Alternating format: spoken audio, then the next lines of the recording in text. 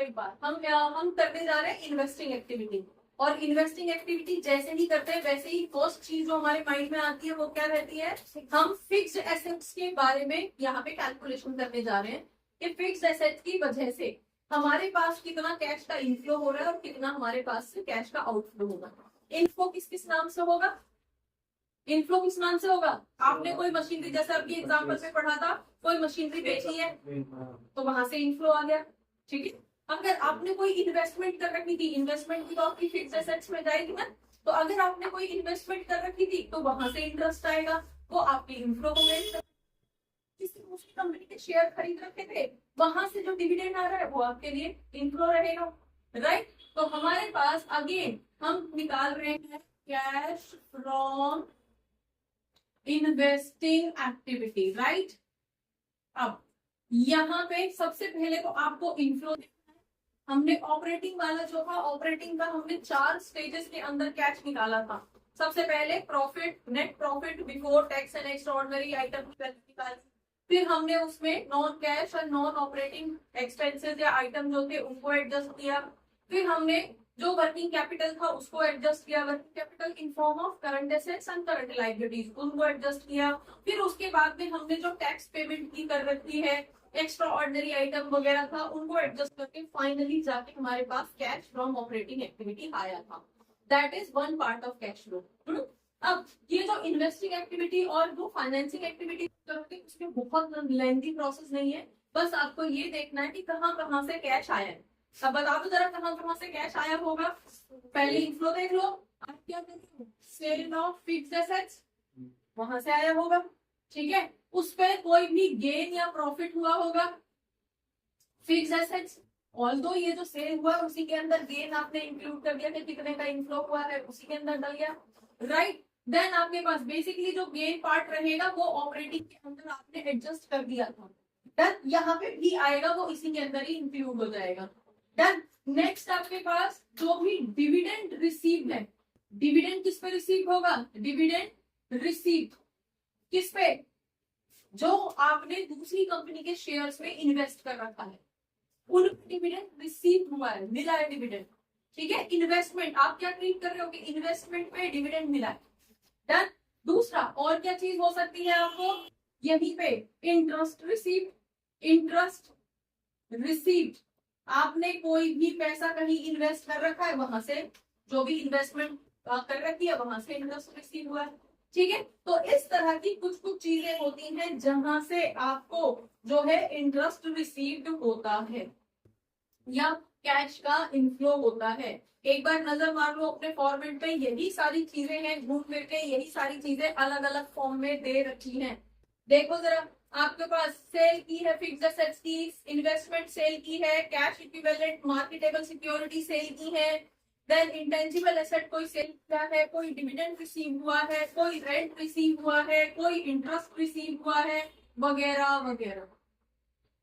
ठीक है जी, ये कुछ पॉइंट है, फाइनली निकल के यही आ रहा है। समझ में आ गया? आपको ये ध्यान देना है कि जितने भी फिक्स्ड एसेट्स हैं आपकी कंपनी के, उनको बेच के या उनके थ्रू आपको क्या क्या इनकम जनरेट हो रही है वो पॉइंट यहाँ पे लेते। राइट, चलिए अब हम देख लेते हैं आउटफ्लो कहाँ कहाँ हो रहा है। आउटफ्लो बता दो, आप कोई परचेज कर रहे हो, क्या परचेज कर रहे हो, purchase of fixed assets, purchase of raw material, purchase of, वो सब नहीं आएंगी रूटीन वाली चीजें। हम इन्वेस्टिंग कर रहे हैं मतलब फिक्स्ड एसेट की बात कर रहे हैं।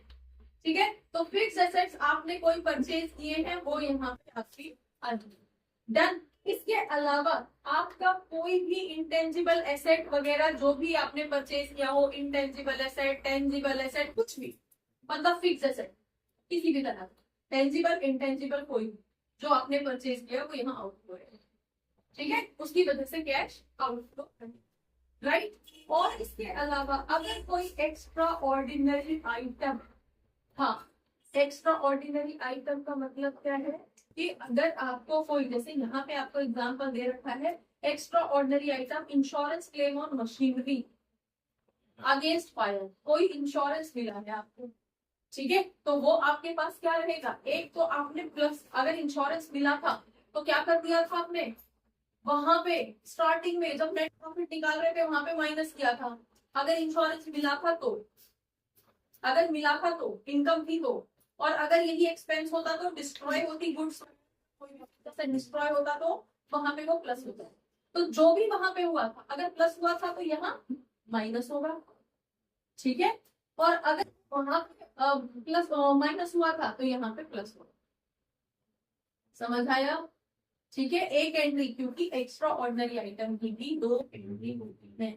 जैसे टैक्स की थी ना दो एंट्री, एक स्टार्टिंग में और एक ऑपरेटिंग के लास्ट में, ठीक है। सेम मैनर में अगर ऑपरेटिंग नेचर का एक्स्ट्रा ऑर्डिनरी आइटम होता तो वो वहीं पे जाता, डन। वो ऑपरेटिंग के अंदर भी प्लस भी होता माइनस भी होता, done. Similarly extra ordinary item अगर आपकी कोई भी फिक्स एसेट से रिलेटेड कोई भी एक्स्ट्रा ऑर्डिनरी आइटम था जो कि आपकी इन्वेस्टमेंट से रिलेटेड था, जैसे कि यहाँ पे आपको दे रखा है कि इंश्योरेंस क्लेम हुआ है मशीनरी के अगेंस्ट, गुड्स के अगेंस्ट नहीं है, मशीनरी के अगेंस्ट हुआ है। तो अगर इंश्योरेंस मिला होगा तो प्रॉफिट निकालते टाइम उसको माइनस किया होगा, तो यहाँ क्या करोगे, यहाँ प्लस करोगे, इनफ्लो दिखाओगे कि उसकी वजह से तो प्लस हुआ है। समझ में आ गया? तो फाइनली हमारे पास ये क्या हो गया,